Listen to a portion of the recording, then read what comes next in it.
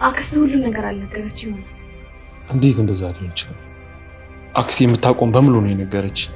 ማለት አሁን ላይ እየተፈጠረ ያለው በሞተችው ሴት ሳይሆን ታዲያ እሷ ካልሆነች ልጇ ናት። ሴት ልጅ እንዳላት ተነግሮኛል። አናሚያችን ልጅ ናት።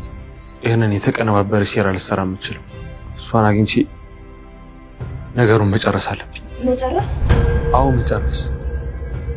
መግደል ካለብኝ መግደል፣ መፍታት ካለብኝ ነገሩን መፍታት አለብኝ። አዎ አቶ እኔ በምችለው አግዛለሁ። ክፍሌ ደርሼ ነው።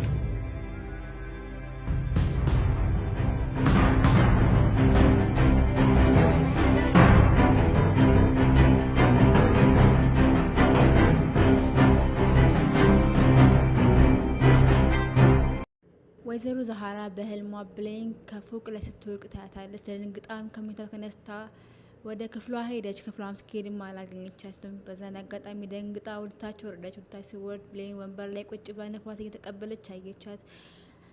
ልጄ ለምን አትተኝም? በዚህ ሰዓት እዚህ ጋር ምን ትሰሪያለሽ? ብላ ጠየቀቻት። ብሌንም እንቅልፍ አልወስዳለኝ፣ ስለዚህ እዚህ መጥቼ የተቀመጥኩ ንፋስ ልቀበል ብዬ ነው አለቻት። በዛም አጋጣሚ እኔም በቃ ካንቺ ጋር ቁጭ ብላ ቁጭ አለች። በዛም አጋጣሚ ተረት እየነገረች ታሪኮች እየነገረች ጨዋታቸውን ቀጠሉ።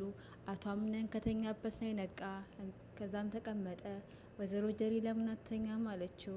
አቶ አምነንም እንቅልፍ እምቢ አለኝ ብሎ ይነግራታል። ሁሉ ነገር ግራ ገብቶኛል፣ ተወሰበሰበብኝ፣ የሚፈጠረው ነገር ሁሉ ያስጨንቃል በማለት እያወራት ቀጠለ። በነጋታውም ወይዘሮ ጄሪ ወደ ብሌን ክፍል በመሄድ ብሌንን የሚያስፈልጋትና መርዳት የምችለው ነገር ጠየቀቻት። ብሌን የሚያስፈልጋትና የምትረዳት ነገር ካለ እንደምትነግራትና እንደምታሳያት ነገረቻት። በዛም አጋጣሚ ብሌን ወይዘሮ ጄሪ አንዳንድ ነገሮችን በመጠየቅ ብሌን አንድ ሰው ቢያጠፋሽ፣ አንድ ሰው ቢጎዳሽ፣ አንድ ሰው መጥፎ ነገር በአንቺ ላይ ቢያደርግ ይቅርታ ትበለሽ በጠየቀቻት። ወይዘሮ ብሌንም ጥፋቱን አምኖ እስከመጣ ድረስ ይቅርታ ማለልበት ምክንያት የለኝም ይቅር አለ በማለት ነገረቻት። ወይዘሮ ጄሪም ደስ በማለት በውስጧ ማራቅ ቀጠለች። በዛም አጋጣሚ ከክፍሉን ለቃ ትወጣለች። ወይዘሮ ሜርሲ ወደ ሲፈን ክፍል በመሄድ ሲፈንን የስራው አጋር እንደሆነች እና አንድ ነገር እንድትሰራላት እንድትፈልግ ነገረቻት። እሱም የአቶ አምነን የእንጆሪ እርሻ ላይ መድኃኒት በመርጨት እንጆሪ ማሳውን እንዲጠፋ እንድታደርግ አዘዘቻት። ወይዘሮ ሲፈንም ያልሽን ሁሉ አላደርግም፣ እኔ አንቺ ሰራተኛ አይደለም በማለት ትላታለች። በዛም አጋጣሚ ያለበለዛ ታሪኩን ነግረዋለሁ፣ ወይዘሮ ደፍኔ ልጇ እንደሆንሽና ወይዘሮ ደፍኔ ልጅ አንቺ እንደሆንሽ ነግረዋለሁ ማስፈራራቻት። ወይዘሮ ሲፈንም ያልሽውን አምጪ፣ የፈለግሽውን አድርጊ በማለት ትላታለች።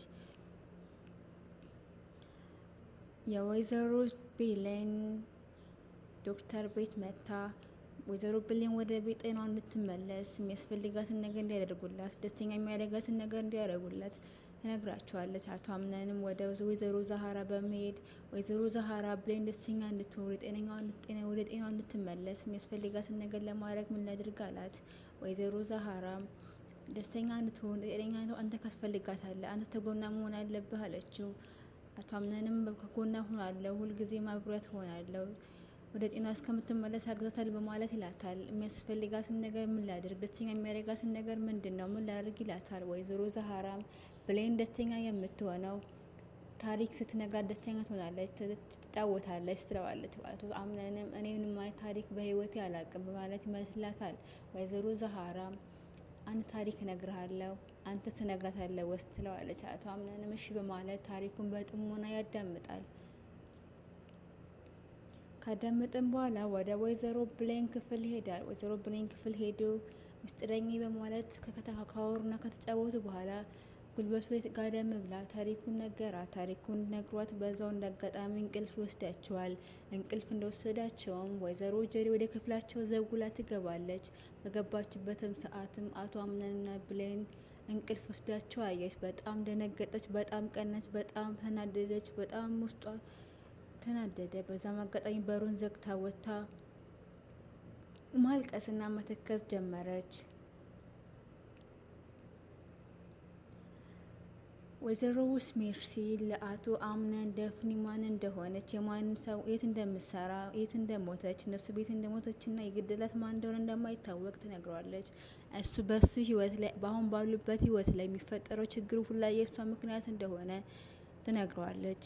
አቶ አምነንም እንዴት ሊሆን ይችላል እኛ ከሷ ሞት ጋር የሚያገናኘን በማለት ይመልስላታል። ወይዘሮ መርሲም የሞተች እኮ እኛ ቤት ነው ረሳኸው እንዲህ በማለት ትነግረዋለች። በዛም አጋጣሚ ልጅቷ በህይወት እንዳለች እና ልጅቷ የሙላ ነገር እንደምታደርግ ትነግረዋለች። አቶ አምነንም በድንጋጤ እንዴት የት ያለችው ማንነት በማለት ይጠይቃታል። ወይዘሮ መርሲም እሱን ነገር አንተ ድረስበት በማለት ትለዋለች። አዲስ መረጃ ስታገኝ ንገረኝ ብላው ተነስታ ትሄዳለች። አቶ አምነንም ለጥብቅ ጓደኛው ይደውልለታል። በሚስጥር ወይዘሮ ደፍኒ ማን እንደሆነች፣ እኛ ቤት ሰራ እንደነበረ፣ ማን እንደገደላት፣ ልጅም እንዳላ፣ ልጅቷ የት እንደምትኖር፣ ምን እንደምትሰራ፣ ከኛ ምን እንደምትፈልግ አጣርተ ንገረኝ በማለት ይደውል ያስጠነቅቀዋል። በዛም አጋጣሚ ሰውየውም እሺ በማለት ትዕዛዙን ይቀበላል። አቶ አምነንና ወይዘሮ ሲፈን ሳሎን ተቀምጠው ማውራት ጀመሩ። ወይዘሮ ሲፈንም ተፈጠረ፣ ምን ሆነሃል፣ ተክዘሃል፣ በሀሳብ ከጨንቃ በማለት ጠየቀችው። አቶ አምነንም ይነግራታል። ወይዘሮ ደፍኔ የምትባል ልጅ ሴትዮ እኛ ቤት እንደምትሰራ እና የሞተችው እኛ ቤት እንደሆነ ይነግራታል። በዛም አጋጣሚ ከደነግጣለች። ማናት እንዴት በማለት ታወራለች። አቶ አምነንም የተረዳውን ወይዘሮ መርሲ ነገረችውን ነገር ይነግራታል።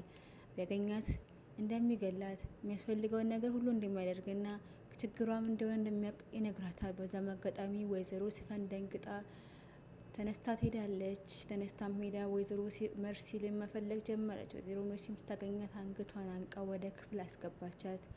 የዛሬው ተከታታይ ድራማ ይሄን ይመስል ነበረ። በቀጣይ ቪዲዮ እስከምንገናኝ ይሄን አካውንት ሰብስክራይብ፣ ላይክ በማድረግ ተባበሩ።